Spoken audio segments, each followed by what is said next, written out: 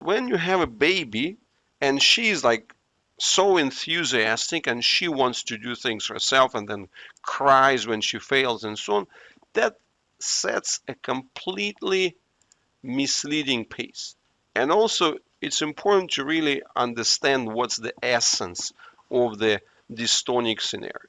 So, dystonic scenario, if we kind of get a very basic idea, so like get the person and the body, person, body, and somewhere here we will put the gut as a kind of servicing of these two systems as the one that provides the basic health.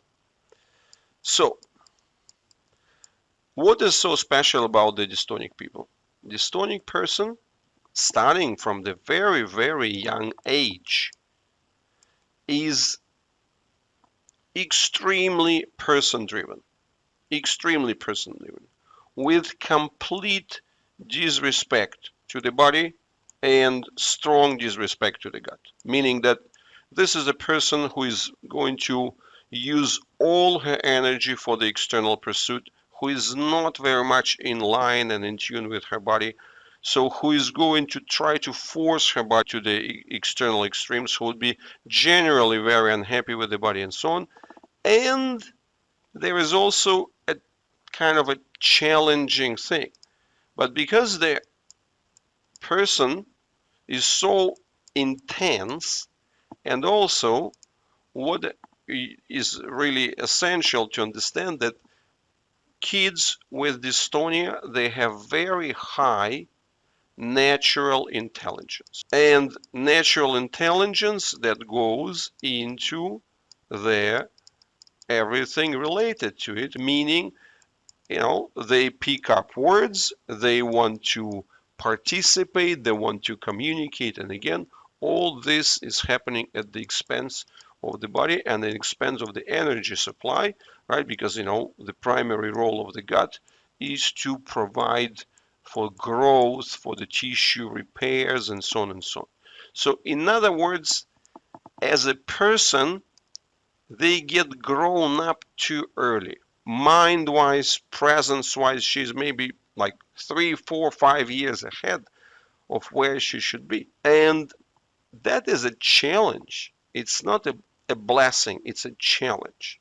Because for you, especially when she's a baby, and the baby with such a strong personality and the baby with such a strong, intelligence, what is the most natural thing for you to do? To kind of play into it.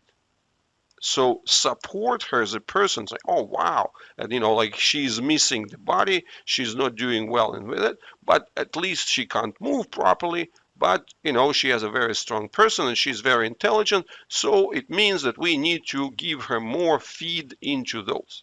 So read stories, talk to her, explain everything, try to encourage her to talk back to us, and all these other things. So that what is a typical trap that everybody falls in.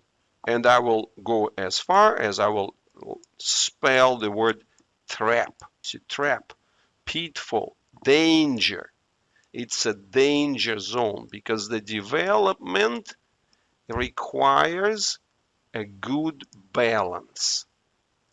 Meaning, for the person with dystonia, you have to change your approach. She wants to heat things up. She wants to bring intensity and say like, okay, this is just a 2-year-old, disabled child who's 9 kilos. But then she's the one who wants to bring the intensity of everything up. And your part, your part is, as I said, natural is to play into it. That's a mistake that all the parents fall in. And unfortunately, the schooling and so on, and the physical therapists, because it's much easier for them to work with a child like that through the voluntary activities. That's a distraction that goes this way. So what is the central message? The central message is you should not be worried about the intelligence. She is always going to lead with intelligence. Your part, the weak link, in the system is the body and then the support from the gut. What she needs from you is the support at the body level. And you should be the person who is cooling things down, not heating this up.